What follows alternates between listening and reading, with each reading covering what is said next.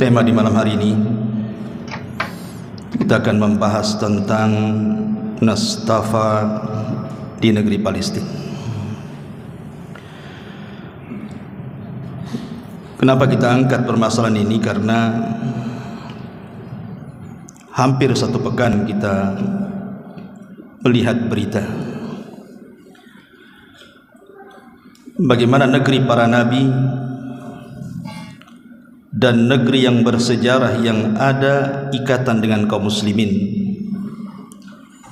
mereka sedang digempur habis-habisan oleh tentara Zionis. Tentu kita tidak katakan Israel, karena Israel itu nama suci dari Israel, dan Israel sendiri adalah nama lain daripada Nabi Allah Ya'qub. Kita katakan Yahudi atau kita katakan Zionis. Ma'asyiral muslimin yang dimuliakan Allah Subhanahu wa taala, penderitaan orang-orang Palestina ini sebenarnya sudah berlalu dari zaman ke zaman. Semenjak orang-orang Yahudi menetap di Palestina yang kemudian mencaplok hampir 85% tanah Palestina. Hanya mungkin sisanya 15% saja tanah Palestina itu. Tapi kalau terus menerus Yahudi kemudian mencaplok tanah sedikit demi sedikit, lama-lama habis. Dan kalau itu terjadi, maka tentu imbasnya adalah kepada kaum muslimin, saudara-saudara kita yang ada di sana. Karena sebelum terjadi peristiwa yang sekarang ini juga banyak berita kepada kita tentang penyiksaan, pengeboman, pembunuhan bayi-bayi yang tidak bersalah, wanita-wanita yang tidak bersalah, dan begitu seterusnya, seolah-olah tidak ada hentinya. Ditambah-tambah kemudian hari ini bukan hanya ratusan, sudah ribuan jiwa melayang. Lalu apa kepedulian kita kepada mereka? Makanya kita akan coba mengangkat sejarah Palestina, karena sejarah ini harus tetap ada dalam pikiran kita. Jangan sampai kita bodoh dan tidak tahu urusan Palestina. Ma'asyiral muslimin yang dimuliakan Allah Subhanahu wa taala, sebenarnya sejarah Palestina ini sudah ada sejak zaman dulu, atau boleh dikata mungkin 10.000 tahun yang silam sebelum Masehi, dan sudah diduduki oleh orang-orang Arab. Karena ada dalam buku-buku sejarah penamaan Palestina itu, ada juga yang mengatakan itu nama orang. Dia putra daripada Kan'an, dan Kan'an putra daripada Nuh alaihi salam. Artinya kabilah yang menetap pertama adalah kabilah Kan'aniyun, dan mereka asli orang-orang Arab. Itu puluhan ribu sebelum Masehi. Karena Yahudi ini menduduki Palestina ini kan baru-baru ini saja, mungkin sekitar 1 abad lah, 100 tahun setelah Perang Dunia Pertama kan gitu. Ketika itu dimenangkan oleh Inggris. Kemudian Inggris secara sepihak kemudian menjadikan sebagian besar tanah Israel atau tanah Palestina kemudian didudukkan Yahudi di situ. Dan diperparah setelah Perang Dunia Kedua. Ketika itu Nazi yang memenangkan Jerman, sehingga banyak kemudian orang-orang Yahudi di Eropa yang disembelih. Makanya kemudian mereka pun berbondong-bondong hijrah dari Eropa dan menduduki tanah Palestina. Dan sampai hari ini, ma'asyiral muslimin yang dimuliakan Allah Subhanahu wa taala, sedikit saya punya kasih gambaran bagaimana kemuliaan tanah Palestina ini. Kita jelaskan secara global dulu. Palestina ini adalah tanah yang diberkahi. Bahkan dia negeri yang didoakan secara khusus oleh Nabi sallallahu alaihi wasallam dengan keberkahan dan juga keberuntungan. Allahumma barik li Syamina, kata Rasul. Ya Allah, berkahi negeri Syam kami, dan jantung kota negeri Syam itu Palestina. Dan Nabi SAW mengatakan, tuba, tuba, beruntunglah orang-orang yang ada di Syam itu. Tuba li Syam. Kemudian para sahabat mengatakan, walima ya Rasulullah, kenapa wahai Rasul? Rasul SAW mengatakan, karena di atas langit negeri Syam dibentangkan sayap-sayap malaikat dan mendoakan kebaikan kepada para penduduknya. Terlebih di Palestina ini ada Masjidil Aqsa, salah satu daripada masjid yang pernah dijadikan kiblat kaum muslimin. Bahkan Rasul pernah berkiblat dalam salatnya ke Baitul Maqdis di Mekah, kemudian hijrah ke Madinah, berkiblat selama 16 sampai 17 bulan, baru kemudian dialihkan ke Baitullah Al-Haram. Artinya bahwa Baitul Maqdis ada sejarah, ada kaitan dengan kita kaum muslimin, karena dia adalah kiblat daripada kaum muslimin sebelum adanya peralihan kiblat. Bahkan Palestina sendiri, khususnya Al-Quds, Al-Quds itu yang sekarang kita kenal Masjidil Aqsa, masalahnya Al-Quds sendiri kan dijadikan keyakinan tiga agama, bahwa tempat itu, kalau orang barat menyebutnya Yerusalem, kalau kita menyebutnya Al-Quds, itu tiga agama mengklaim di situ semua tempat suci. Adapun Yahudi menganggap itu tanah perjanjian bagi mereka. Adapun Nasrani mengatakan bahwa itu akhir perjamuan Isa bin Maryam dengan mereka. Bahkan sebagian mereka mengatakan disitulah letak Isa disalib. Walaupun kita kaum muslimin tidak menganggap Isa disalib. Isa itu diangkat ke langit. Wa ma qatalu wa ma sallabuhu walakin syubbiha lahu. Isa tidak dibunuh, Isa tidak disalib, bahkan Isa diangkat ke langit. Itu keyakinan kita kaum muslimin. Ma'asyiral muslimin yang dimuliakan Allah Subhanahu wa taala. Lah di Al-Quds, di sinilah Masjidil Aqsa, tempat awal dan akhir Rasul melakukan peristiwa spektakuler dalam sejarah Isra dan Mi'raj. Ketika Rasul SAW naik ke langit, berawal dari Masjidil Aqsa dan berakhir juga di Masjidil Aqsa, kemudian baru kembali ke Mekah.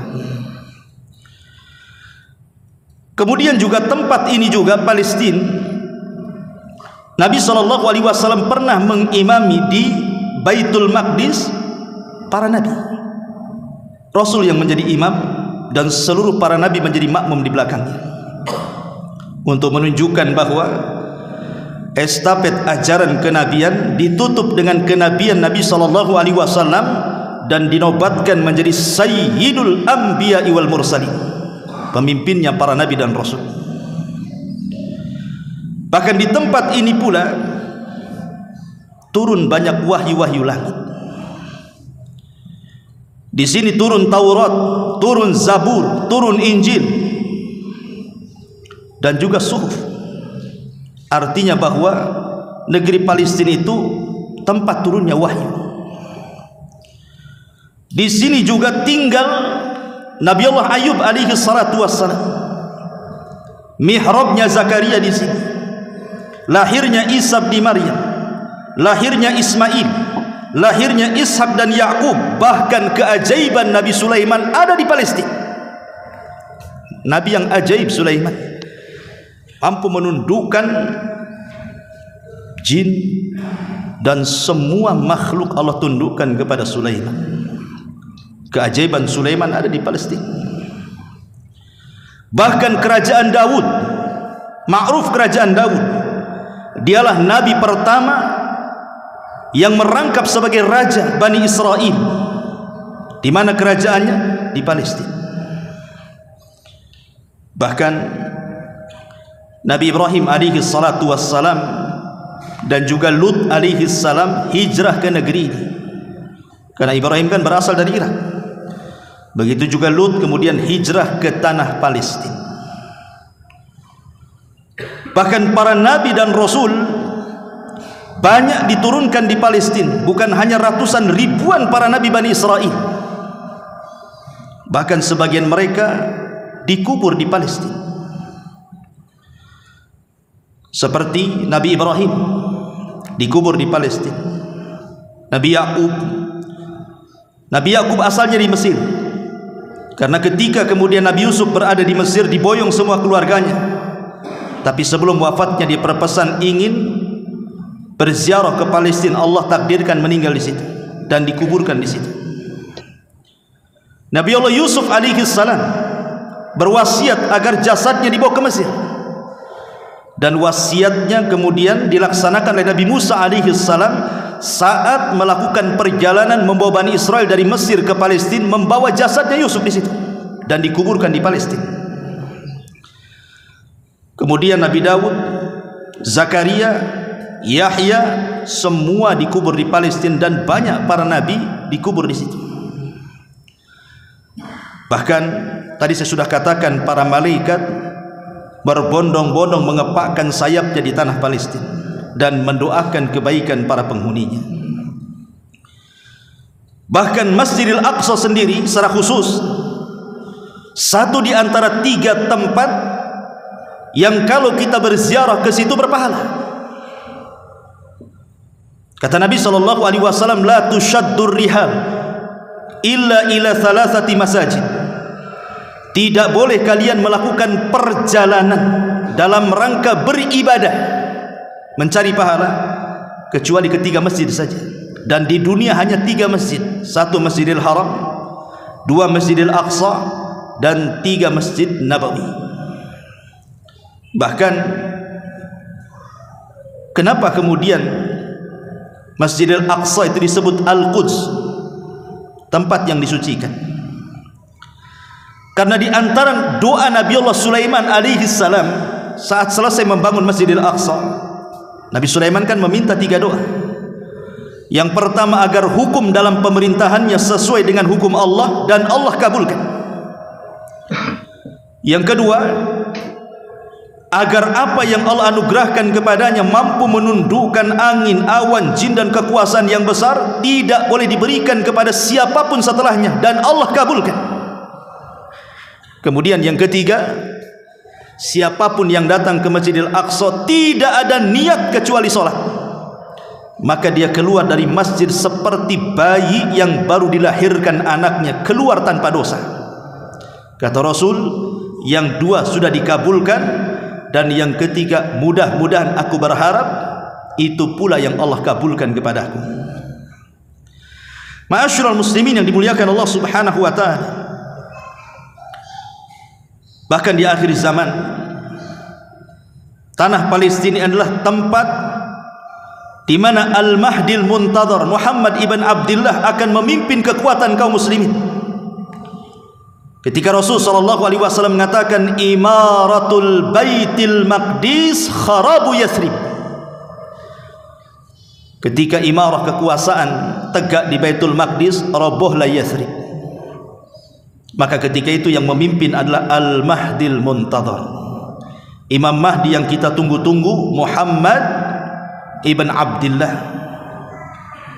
Bahkan nanti seluruh kaum muslimin akan berkumpul di situ untuk melawan orang-orang Yahudi, dan dari situlah terjadi perang yang disebut dengan Armageddon, yang Islam menyebutnya sebagai Malhamatul Kubra. Bahkan disinilah Isa bin Maryam turun di akhir zaman. Bahkan dekat Palestina ini pula yang sekarang disebut tanah Israel, Dajjal akan dibunuh di situ. Dan negeri Israel juga masih negeri Palestina. Itu kan caplokan saja. Artinya Dajjal turun juga di sini. Muncul di sini dan akan dibunuh pula di sini. Munculnya di Iran, Khurasan, dan akan terbunuh di Babil Lut. Kemudian juga negeri Israel negeri Palestina ini berkumpulnya manusia di akhir zaman. Ketika Nabi SAW Dan ini tanda-tanda kiamat sebelum terjadi kiamat besar. Ketika api muncul dari negeri Yaman Aden, kemudian bersatu dengan api yang berkumpul di Hijaz, kemudian menggiring manusia ke tempat perkumpulan mereka di Syam,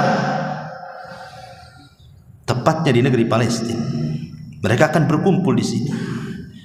Dan kehancuran Yahudi di tangan kaum muslimin berawal dari Palestina. Bahkan disinilah kiamat dibangkitkan. Ma'asyiral muslimin yang dimuliakan Allah Azza wa Jalla, itulah sekilas secara global keutamaan Palestina.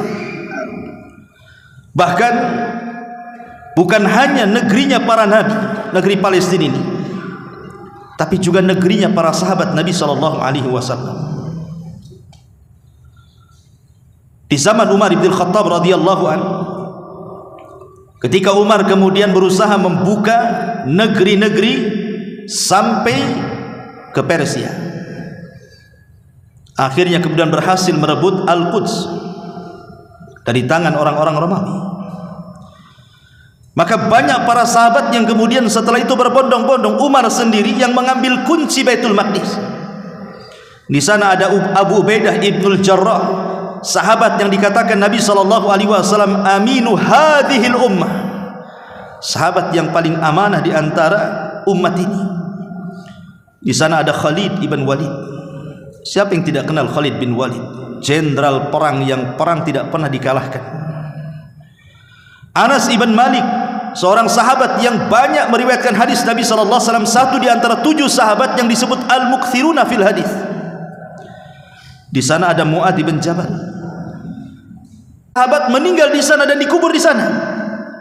Seperti Ubadah ibn Samit radhiyallahu anhu, orang yang pertama kali dijadikan hakim oleh Umar bin Khattab radhiyallahu an saat pembebasan Palestina, meninggal di Palestina dan dikubur di sana.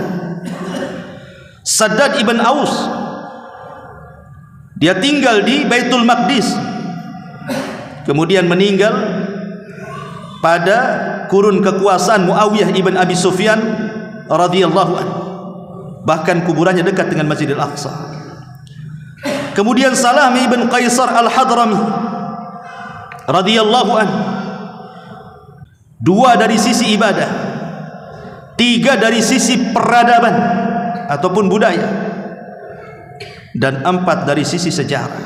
Itu semua ada mengait dengan kita kaum muslimin. Adapun dari sisi akidah, Palestina secara umum berabad-abad dikuasai kaum muslimin. Berabad-abad ikhwan, kaum muslimin itu menguasai negeri Palestina dari mulai Daulah Umayyah. Daulah Umayyah itulah yang kemudian menerapkan hukum di negeri Palestina ini. Dari tahun 661 Masehi sampai kepada 750 Masehi, semua hukum yang berlaku di Palestina itu di bawah kekuasaan Sulaiman ibni Abdul Malik, satu di antara penguasa Umayyah. Kemudian Daulah Umayyah tumbang, naik Daulah Abbasiyah, dan Palestina masih di bawah hukum Islam, di bawah Daulah Abbasiyah dari tahun 750 Masehi sampai 1258 Masehi. Bahkan Khalifah Al-Ma'mun, anaknya Al-Mahdi, juga pernah berziarah ke Palestina. Kemudian terjadi pecah perang salib. Akhirnya kemudian dikuasai lagi oleh siapa? Salahuddin Al-Ayyubi. Salahuddin Al-Ayyubi pada tahun 1187 Masehi. Kemudian perangnya disebut Perang Hittin dan berhasil dikuasai kembali oleh kaum muslimin sampai kepada Daulah Al-Mamalik. Kemudian berakhir dengan Daulah Utsmaniyah atau dikenal dengan Turki Utsmani. Ma'asyiral muslimin yang dimuliakan Allah Subhanahu wa taala, singkat cerita bahwa setelah kemudian Palestina masih berada di kekuasaan Turki Utsmani, ketika itu semua Palestina itu beragama mayoritas muslim. Hanya sedikitlah orang-orang Yahudi atau orang Nasrani itu, tidak banyak ya. Tetapi entah kemudian takdir Allah Subhanahu wa taala, di masa Sultan Salim pertama berhasil kemudian merebut Palestina. Akhirnya selama 400 tahun Palestina masih di bawah Turki Utsmani kan. Tapi setelah meletus perang dunia pertama, tadi saya katakan di mukaddimah, Inggris yang memenangkan perang ini. Maka Inggris secara sepihak kemudian, karena waktu itu kan orang-orang Yahudi kebanyakan mereka tinggal di Eropa Timur kan. Dan luar biasanya orang Yahudi Allah berikan kecerdasan, sehingga mereka menjadi orang-orang cerdas di Eropa itu.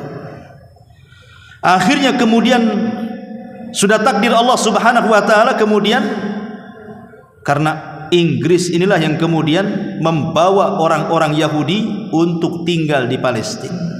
Disinilah mulai Palestina itu dicaplok negaranya sedikit demi sedikit, diletakkan orang-orang Yahudi, tanah-tanah kosong dibuat rumah-rumah orang Yahudi sedikit demi sedikit, akhirnya dikuasai sampai ketika Perang Dunia Kedua. Ketika Jerman berkuasa, Nazi membunuh orang Yahudi Eropa, akhirnya mereka lari dan rata-rata mereka lari ke Palestina. Makanya jumlah populasi Yahudi makin banyak di zaman itu, sehingga membutuhkan tempat. Akhirnya bergeser sampai hari ini tinggal 15% tanah Palestina. Tetapi kalau setiap hari dicaplok habis lama-lama ikhwan.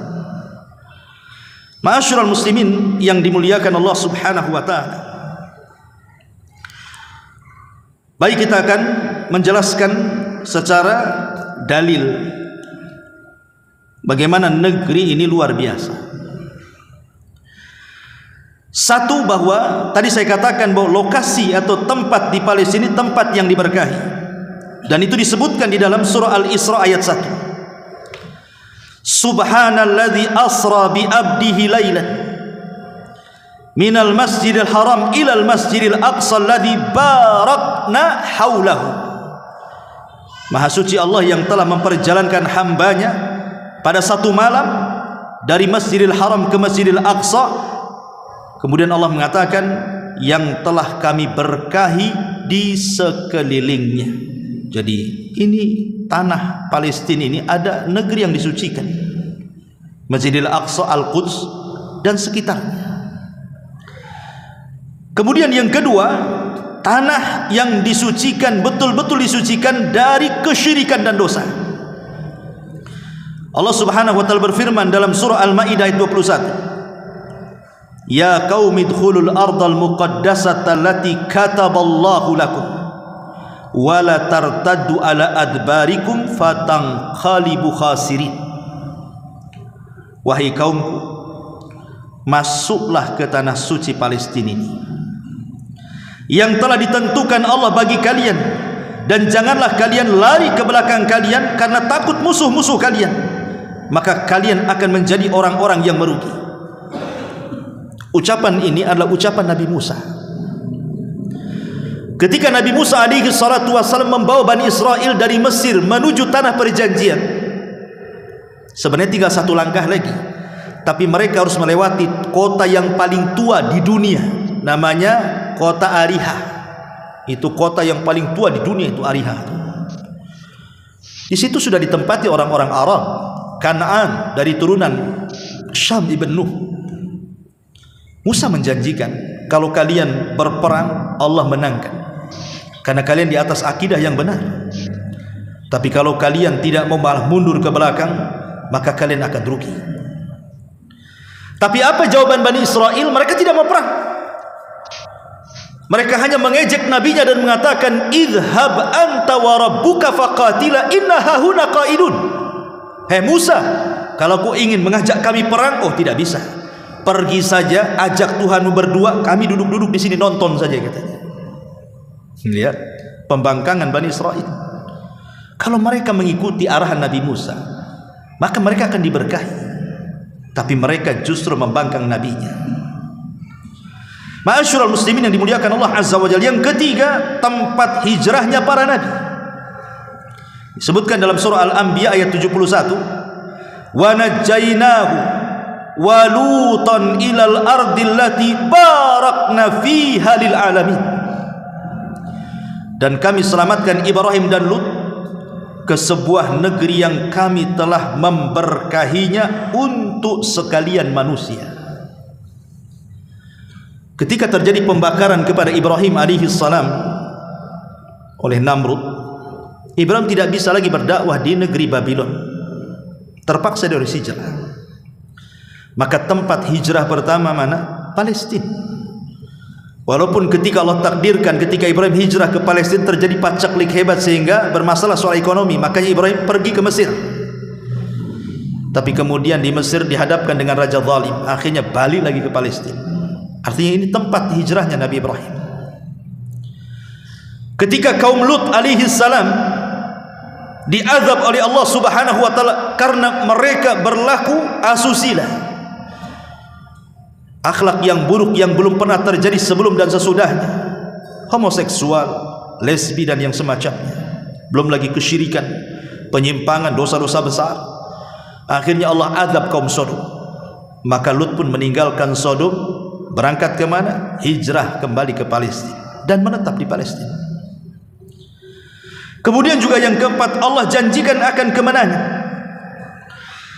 Tanah yang akan dijanjikan Allah kemenangan bagi kaum muslimin. Dan Allah Subhanahu wa taala katakan dalam surah Al-Isra ayat 7, "Fa idza jaa wa'dul akhirati liyasau wujuhakum wa liyadkhulul masjida kama dakhaluhu awwala marratin waliyutabbiru ma'alau tatbira." Dan apabila datang satu hukuman bagi kejahatan yang kedua, kami datangkan orang-orang lain untuk menyuramkan muka-muka kalian, dan mereka masuk ke dalam masjid sebagaimana musuh-musuh memasukinya pada kali pertama, dan untuk membinasakan sehabis-habisnya apa saja yang mereka kuasai. Ini janji Allah Azza wa Jalla kepada kita kaum muslimin. Adapun kapan waktunya wallahu a'lam. Tapi ingat, janji Allah itu tidak mungkin tidak ditepati. Inna wa'dallahi haq. Janji Allah itu benar. Kapan waktunya? Wallahu a'lam. Yang jelas bahwa tanah itu akan dimenangkan kaum muslimin. Ya, mungkin hari ini kaum muslimin tertindas di sana, tapi nanti satu hari akan datang janji Allah Subhanahu wa taala, kekuatan kaum muslimin akan menghancurkan para Zionis Yahudi di sana. Karena mereka adalah kaum yang dengan tangan-tangan kotor mereka juga mereka sudah merubah-rubah kitab-kitab mereka. Yuharrifunal kalima am mawadhi. Mereka merubah-rubah tangan mereka sehingga tidak berpegang kepada Taurat, berpegang pula kepada Talmud hari ini, yang sudah dirubah dengan berbagai macam tangan kotor mereka, yang sudah hilang kemurnian Taurat karena menjadi Talmud hari ini. Ma'asyiral muslimin yang dimuliakan Allah Subhanahu wa taala, termasuk juga tadi saya sudah katakan bahwa 3 masjid yang boleh diniatkan untuk dituju dalam rangka ibadah hanya Masjidil Haram, Masjidil Aqsa dan Masjid Nabawi. Dan kalau antum datang ke sana kemudian sholat, satu riwayat mengatakan sama dengan 500 kali sholat di masjid-masjid yang lainnya, satu riwayat sama dengan 1000 kali sholat di masjid-masjid yang lainnya. Luar biasa. Jadi kalau kita 500 kali sholat di Masjid Muhajir atau 1000 kali sholat di Masjid Muhajirin ini, maka sama dengan sekali sholat di Masjid Al-Aqsa. Dan kalau kita niat ke sana hanya untuk sholat saja kemudian pulang, itu dosa kita habis, gugur semuanya, keluar seperti bayi yang dilahirkan. Makanya kalau antum ada biaya datang umrah, ya, kemudian transit di Palestina sana, asal jangan ke bom Israel saja. Ma'asyiral muslimin yang dimuliakan Allah Azza wa Jalla. Kemudian juga Masjidil Aqsa adalah tanah perkumpulan dan juga penyebaran. Kelak di akhir zaman semua akan tinggal di situ, karena Rasul yang mengatakan ardul mahsyari wal mansyar, dia adalah tempat berkumpul dan tempat menyebar. Ketika terjadi kiamat, disitulah manusia berkumpul. Jadi ada mahsyar di akhirat, ada mahsyar di dunia. Adapun negeri mahsyar di dunia, Syam, mencakup Palestina di dalamnya. Adapun padang mahsyar di akhirat kelak semua manusia akan berkumpul di situ. Ma'asyiral muslimin yang dimuliakan Allah Subhanahu wa taala. Dan banyak lagi keutamaannya, tidak perlu saya jelaskan karena masih banyak pembahasannya. Ma'asyiral muslimin yang dimuliakan Allah Azza wa Jalla. Hari ini, bahkan sejak orang Yahudi ini tinggal di Palestina ini, kalau sekarang baru 1 abad kan, 100 tahun lah kurang lebih. Sejak kemudian Inggris meletakkan mereka di situ sampai hari ini. Tapi lihat kebengisan mereka, kebencian mereka kepada kaum muslimin luar biasa. Sebenarnya kita tidak heran kenapa orang-orang Yahudi itu dengki sekali, benci sekali kepada kaum muslimin, karena Quran sudah menjelaskan. Di dalam surah Al-Maidah ayat 82 Allah katakan, la tajidanna asyaddan nasi adawatan lilladzina amanul yahuda walladzina asyraku. Sungguh kamu akan mendapati orang-orang yang paling keras permusuhannya. Siapa mereka? Pertama orang-orang Yahudi, yang kedua orang-orang musyrik. Lihat, Al-Quran mendahulukan Yahudi baru musyrik, menunjukkan bahwa dahsyatnya permusuhan Yahudi itu lebih besar dibandingkan orang-orang penyembah berhala. Sewaktu Nabi SAW hijrah dari Mekah ke Madinah, dihadapkan dengan 10 kabilah Yahudi, tapi yang paling besar 3, Bani Qunaiqah, Bani Nadir, dan Bani Quraidah. Upaya-upaya pembunuhan kepada Nabi berkali-kali dan pengkhianatan. Bani Qunaiqah, mereka berkhianat dengan perjanjian piagam Madinah, akhirnya kemudian merencanakan pembunuhan secara makar, tapi berakhir dengan penyerangan balik kaum muslimin. Akhirnya mereka terusir dari kota Madinah. Kemudian juga Bani Quraidah, mereka berkhianat dan mendukung perang Ahzab, bergabung dengan kaum musyrikin, sehingga Allah menangkan perang Ahzab. Dan Nabi SAW marah, kemudian mengumpulkan para sahabatnya, idhabu ila Bani Quraidah fala tusalliyanna ahadakumul asra illa fi Bani Quraidah, kata Rasul. Serbu Bani Quraidah, kurang ajar mereka, mereka sudah berkhianat, dan jangan sholat asar di jalan kecuali sampai di Bani Quraidah, kata Rasul. Kemudian Bani Nadir juga demikian. Bahkan Yahudi Khaybar berusaha meracuni Nabi SAW di tangan seorang wanita namanya Zainab bintul Harith, dan berhasil, walaupun sedikit yang masuk racun ke tenggorokan Nabi, tapi sempat termakan, sehingga mempengaruhi di akhir hayatnya, baru pengaruh racunnya nampak. Ma'asyiral muslimin yang dimuliakan Allah Subhanahu wa taala. Bahkan dalam surah Al-Baqarah ayat 120 Allah tegas mengatakan, walan tardha ankal yahud walan nasara hatta tattabi'a millatahum. Orang-orang Yahudi dan Nasrani itu tidak akan senang kepadamu hingga kamu mengikuti agama mereka. Lihat, Allah dahulukan Yahudi kemudian Nasrani. Artinya permusuhan Yahudi kepada kita jauh lebih besar dibandingkan permusuhan Nasrani kepada kita. Makanya wajar kalau seandainya setiap hari minimalnya 17 kali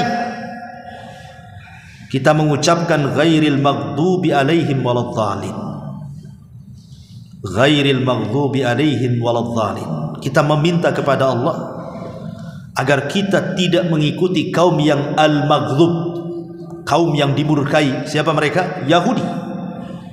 Dan kaum zalim yang disesatkan, maksudnya siapa? Nasrani. Hari-hari kita ini berdoa seperti itu dalam solat kita dan membaca surah Al-Fatihah 17 kali minimalnya, belum lagi solat sunnah. Menunjukkan apa dahsyatnya permusuhan, bahayanya mereka. Tapi apa kenyataannya kaum muslimin? Mereka tidak paham dengan apa yang mereka baca. Justru kemudian mereka malah tasyabuh dengan mereka. Yang dikatakan Nabi SAW, la tattabi'anna sanana man kana qablakum shibran bi shibrin wa dhira'an bi dhira'in hatta law dakhalu juhra dhabbin la dakhaltum, kata Rasul. Kalian akan mengikuti tata cara umat sebelum kalian, sejengkal kurang, sehasta masih kurang, boleh jadi sedepak, sekilo, dan begitu seterusnya. Sampai kalaupun mereka, kata Rasul, masuk ke lubang biawak yang berkelok sekalipun, pastikan ikut di belakang. Mana izah kaum muslimin?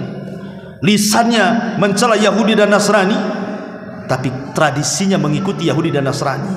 Menang dari mana? Kita akan menang dari sisi mana nih kalau yang seperti ini? Kalau ibadah kita meniru mereka, muamalah kita meniru mereka, akhlak kita meniru mereka, tiba-tiba kita berangan-angan Islam ingin jaya, mimpi. Ma'asyiral muslimin yang dimuliakan Allah Subhanahu wa taala, Yahudi ini ikhwan punya sejarah hitam yang panjang. Tidak ada lembaran putih sedikit pun dari Yahudi. Semua sejarah hitam dari zaman ke zaman. Karena mereka adalah kaum yang bukan hanya sekedar memusuhi para nabi dan rasul, bahkan membantai para nabi dan rasul.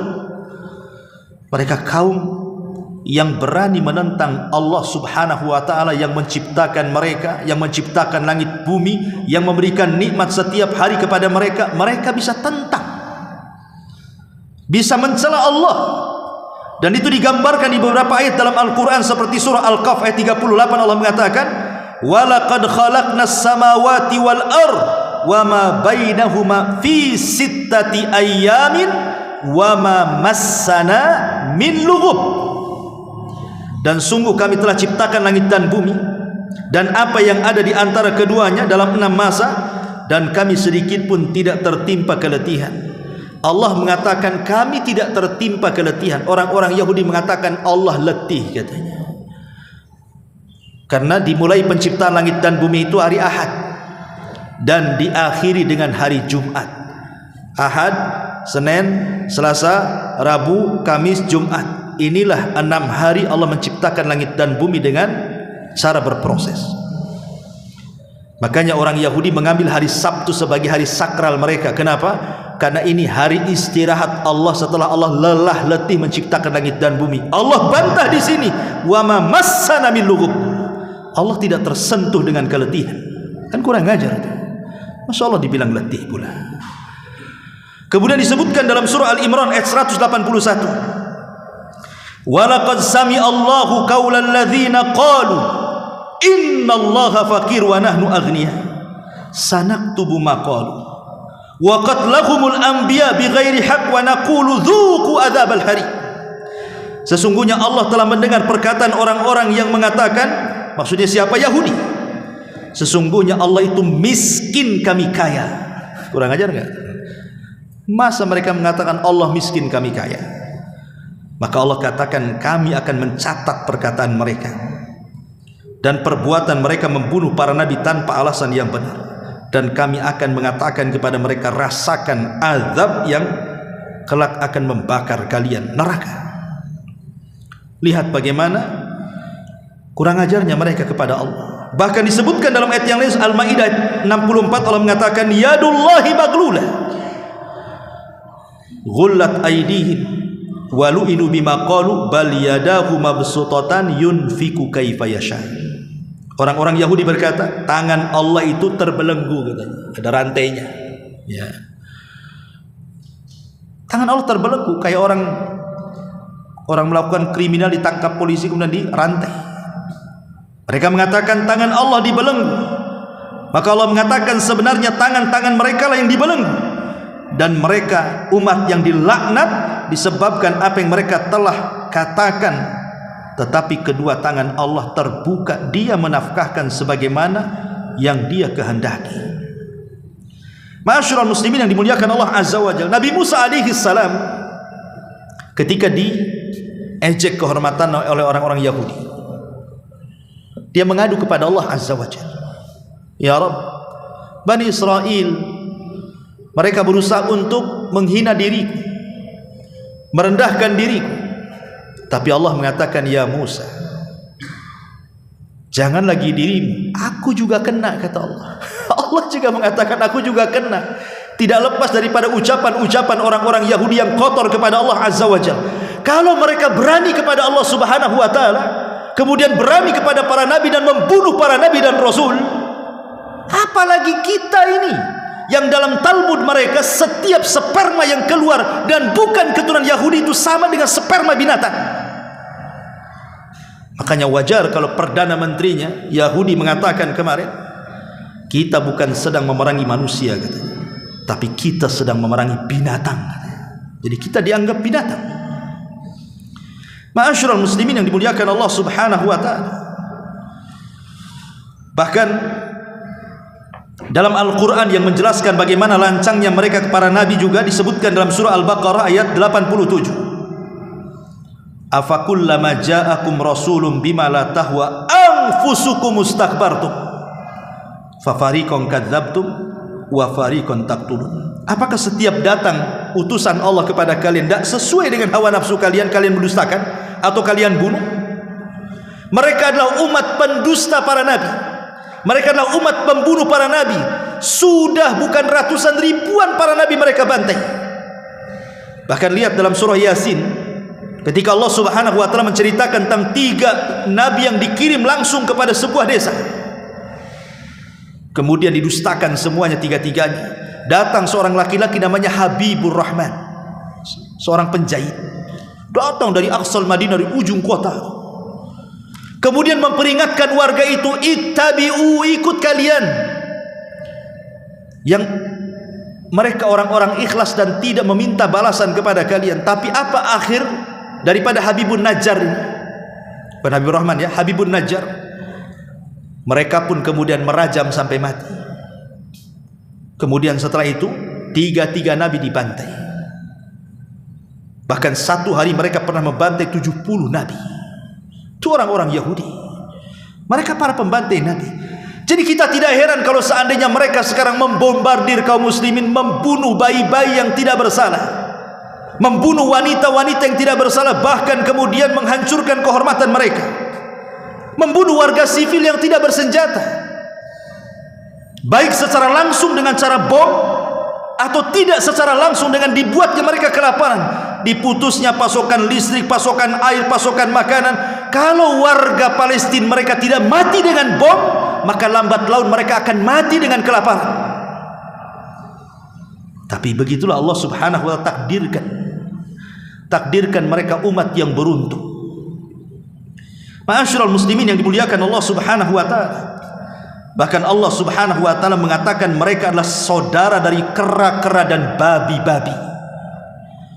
Lihat dalam surah Al-A'raf ayat 163, Allah mengatakan, was'alhum anil qaryati allati kanat hadiratal bahri idh ya'duna fi sabti idh ta'tihim khitanuhum yawma sabtihim surran wa yawma la yasbituna la ta'tihim kadzalika nabluhum bima kanu yafsukun. Dan tanyalah kepada Bani Israel tentang negeri yang terletak di dekat laut ketika mereka melanggar aturan pada hari Sabtu.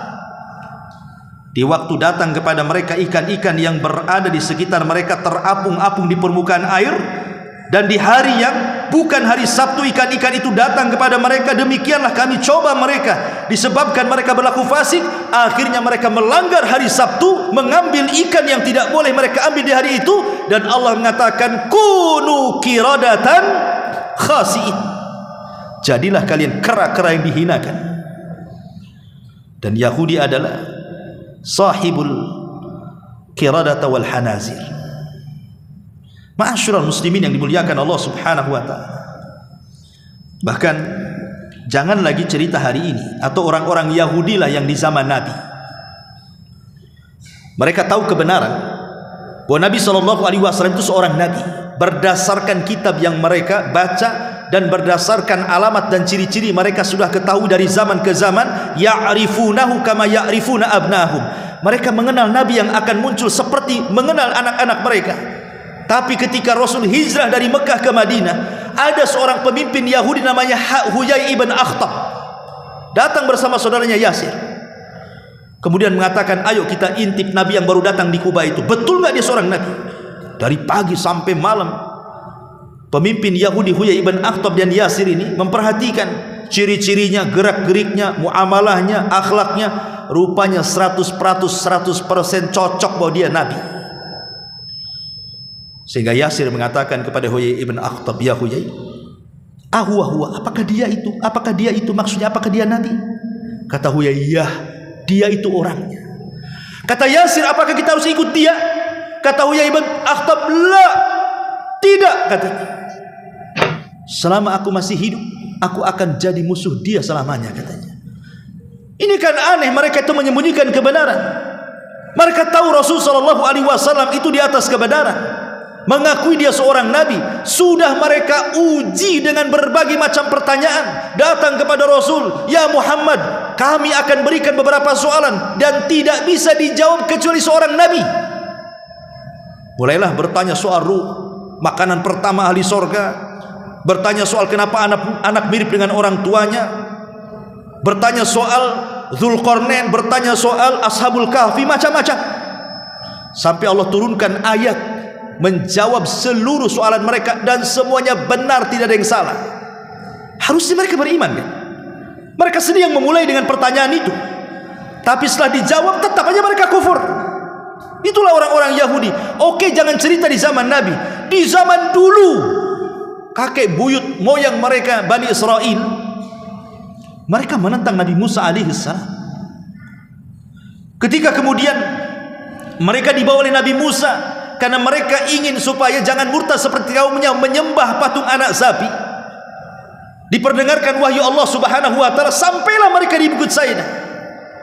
Tiba-tiba kemudian mereka diperdengarkan, mereka tidak mau, mereka ingin melihat wajah Allah yang sesungguhnya. Mereka mengancam Nabi Musa dan mengatakan, lan nu'mina laka hatta narallaha jahra. Hei Musa, kami tidak akan beriman kepadamu sampai kau tampakkan Tuhanmu, katanya. Luar biasa Bani Israel ini. Sama nabinya apa gak kurang ajar? Nabi Musa tidak sanggup memandang Allah. Ketika Nabi Musa mengatakan, arini, tampakkan wajahmu ya Rabb, Allah tidak tolak, tapi Allah mengatakan, walakin dzur ilal jabal fa in istaqarra makana fasawfa tarani. Kau lihat tuh gunung batu itu wahai Musa, kalau seandainya aku tampakkan diriku kepada gunung-gunung itu tidak bergeming dan tidak hancur, fasawfa tarani, kau akan melihat aku. Ketika Allah mulai menampakkan sedikit, tiba-tiba gunung hancur, Musa terpental pingsan. Ketika kemudian dia terbangun dan siuman mengatakan, tubtu ilaika ya Rabb, aku bertobat kepadamu, aku tidak akan hendak meminta supaya wajahmu ditampakkan. Musa tidak sanggup. Ini Bani Israel pula mengatakan, lan nu'mina laka hatta narallaha jahra. Itu tidak lain karena kebodohan mereka, pembangkangan mereka kepada para nabi. Ketika mereka berada di Arduteh, bayangkan mereka tersesat 40 tahun di padang pasir, tidak ada pohon, tidak ada makanan, tidak ada minuman. Akhirnya mereka kelaparan, datang kepada Musa, ya Musa, kami kelaparan. Maka Musa berdoa kepada Allah Subhanahu wa taala, turun dari langit manna dan salwa, makanan lezat dari langit, tinggal makan, tidak ada masak-masak lagi. Tiba-tiba mereka mengatakan, lan nasbirolaka hatta, lan nasbirolaka, katanya, kami tidak sabar kepadamu wahai Musa dengan makanan ini, katanya. Cobalah Musa datangkan kepada kami bawang-bawangan, sayur-sayuran, kacang-kacangan, katanya. Maka Musa marah, kalau itu yang kau cari-cari di tempat sana banyak, kenapa mesti minta ke langit, katanya. Itu kan kurang ajar mereka. Ketika kemudian juga ada kisah, ada orang kaya mati orang kaya ini yang bunuh anak angkatnya yang merupakan ponaannya karena ingin mengambil hartanya. Hampir perang dua kabilah. Datang mereka kepada Musa, wahai Musa, singkapkan siapa pembunuhnya. Maka Musa berdoa kepada Allah Subhanahu wa taala. Musa mengatakan, innallaha ya'murukum an tadbahu baqarah. Syaratnya, kalau saya ingin tahu siapa pembunuhnya, aku kasih tahu, tapi ini perintah Allah, sembelih 1 ekor sapi betina. Mereka sembelih, tidak banyak tanya cemana warnanya, cemana usianya, sudah dipekerjakan atau tidak, makin dipersulit. Makanya kenapa Nabi SAW mengingatkan, fa inna ma ahlaka man kana qablakum kathratu su'alihim wa ikhtilafuhum ala anbiya'ihim. Kebanyakan hancurnya umat sebelum kalian, terlampau banyak persoalan yang mereka tanyakan kepada para nabi mereka yang tidak ada faedahnya dan menyelisih nabi-nabi mereka. Makanya akhirnya kemudian mereka pun dipersulit kehidupannya. Ma'asyiral muslimin yang dimuliakan Allah Subhanahu wa taala, orang Yahudi itu punya hati yang keras, ikhwan. Mereka hatinya keras, sekeras-kerasnya, bahkan lebih keras dibandingkan batu. Dan itu Allah gambarkan dalam Al-Baqarah 74 kan, tsumma qasat qulubukum min ba'di dzalika fahiya kal hijarati aw ashaddu qaswa. Kemudian setelah itu, setelah mereka menyaksikan, loh bayangkan, Musa membongkar siapa pembunuhnya, Harusnya mereka itu makin sadar kan, makin keras hatinya. Bahkan Allah mengatakan kemudian mengeraslah hati mereka, bahkan lebih keras dibandingkan batu lagi. Makanya wajar kalau orang Yahudi tidak punya rahmat, ikhwan. Kasih sayangnya sudah tercabut. Kalau mereka membunuh bayi itu biasa bagi mereka. Membunuh anak-anak, membunuh orang-orang yang tidak bersalah, orang tua yang sudah renta, wanita-wanita yang tidak berdaya, mereka membom, mereka berusaha untuk membunuh. Bagi mereka biasa. Keras hati orang Yahudi ini, tidak ada rahmat sama sekali. Itu pula yang menjadikan orang-orang Yahudi di zaman Rasul susah dapat hidayah. Sampai Rasul wafat, kurang dari 10 orang yang masuk Islam. Bisa dihitung dengan jari. Beda dengan orang Nasrani, Najran semua masuk Islam ya. Karena keras hati mereka. Ma'asyiral muslimin yang dimuliakan Allah Azza wa Jalla, dan mereka adalah umat yang paling hasad. Allah mengatakan dalam surah Al-Baqarah ayat 109-nya, wadda katsiru min ahlil kitab law yaruddunakum min ba'di imanikum kuffaran hasadan. Kebanyakan Yahudi menghendaki kalian murtad dari agama kalian setelah datang keimanan kepada kalian, kuffaran hasadan, karena kekufuran dan hasad yang kuat mereka kepada kaum muslimin. Kenapa mereka hasad? Karena Nabi yang dinanti-nanti ratusan tahun di Madinah itu, mereka anggap Nabi itu datang dari Bani Israel, muncul pula dari Bani Ismail, nabinya orang Arab. Hasad mereka, tidak mau mengakui Nabi kita Muhammad SAW. Makanya selamanya orang-orang Yahudi tidak akan mengakui kerasulan Nabi kita, sebagaimana mereka tidak akan mengakui Isa bin Maryam sebagai nabinya orang-orang Nasrani. Lihat di sinagog, tempat ibadahnya Yahudi, tidak ada di situ yang namanya Injil. Tapi kalau di gereja, di situ ada Taurat dan Injil, dan mereka menamakan perjanjian lama dan baru. Makanya orang Nasrani benci dengan Yahudi. Mereka mengkafirkan Yahudi karena tidak mengakui Isa. Maka kita pun sama mengkafirkan Yahudi karena tidak mengakui Nabi kita. Dan kita kafirkan juga Nasrani karena Nasrani juga tidak mengakui Nabi kita ya. Ma'asyiral muslimin yang dimuliakan Allah Subhanahu wa taala, intinya bahwa begitulah kebengisan orang-orang Yahudi. Maka kita sebagai kaum muslimin melihat saudara-saudara kita di Palestina yang hari ini dibantai habis-habisan, sudah sepekan lebih. Berita terus, macam-macam berita sampai kepada kita, sampai sudah sekian ribu lah jiwa yang melayang itu, belum lagi yang terluka. Nah, sekarang kemudian bantuan dari luar pun susah masuk. Bantuan medis yang sangat dihajatkan, obat-obatan medis susah masuk. Belum lagi yang vital seperti minuman dan makanan susah masuk. Berusaha diblokir karena memang posisi Palestina ini memang ditingker gitu ya. Mereka tengah-tengah mau keluar dari mana? Mereka tidak bisa keluar. Satu-satunya mungkin ke Mesir. Tapi Mesir juga perbatasan, jalur Gaza itu juga masih daerahnya orang-orang Israel, bisa dibom juga nantinya kan. Jadi kondisi mereka itu terkurung di situ, sehingga kalau hari-hari dibom apa nggak habis manusia di situ. Ma'asyiral muslimin yang dimuliakan Allah Azza wa Jalla, maka sebagai kepedulian kita ikhwatu fiddin, bagaimanapun Nabi SAW mengatakan al-mu'min lil mu'min kal bunyan yashuddu ba'duhu ba'du. Ikatan seorang mukmin dengan mukmin yang lain itu seperti bangunan yang mengikat satu dengan yang lain. Bahkan Rasul mengatakan mathalul mu'minina fi tawaduhim wa tarahumihim wa ta'atufihim mithlul jasadil wahid idza ishtaqqa minhu udwun tada'a lahu sairul jasadi bis sahri wal humma, kata Rasul. Permisalan kaum muslimin dalam bersikap saling mencintai, saling mengasihi, saling menyayangi seperti satu jasad. Kalau ada tangan kita sakit, bukan tangan aja yang sakit, satu badan mungkin kita tidak bisa tidur, bahkan boleh jadi demam. Artinya kalau saudara-saudara kita kelaparan, kita pun ikut kelaparan di sini. Kalau saudara-saudara kita sakit mengerung karena akibat luka, tembakan, bombardir dan begitu seterusnya, harusnya kita pun merasakan yang sama dengan mereka. Kalau kita tidak bisa membantu dengan harta, minimalnya dengan doa di waktu-waktu mustajab. Di waktu-waktu mustajab. Karena orang Palestina bisa hidup itu hanya karena pertolongan Allah, ikhwan. Secara logika mereka susah hidup. Kalau bukan karena pertolongan Allah, tentu mereka sudah mati di sana. Ma'asyiral muslimin yang dimuliakan Allah Azza wa Jalla, kata Rasul, al-mu'min mir'atu akhi idza ra'a fihi aiban aslahahu. Seorang mukminlah cerminan bagi saudaranya. Jika dia melihat satu aib pada saudaranya, maka kita berusaha untuk menutupinya. Kita hanya bisa berdoa kepada Allah Subhanahu wa taala, semoga Allah Subhanahu wa taala menangkan saudara kita di sana dan Allah menjaga mereka. Nasarahumullah, ayyadahumullah, hafidhahumullah.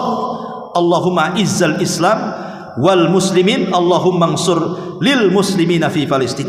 Mudah-mudahan ini yang bisa sampaikan dan bisa menjadi pencerahan supaya kita tidak pernah lupa dengan negeri yang sangat diberkahi.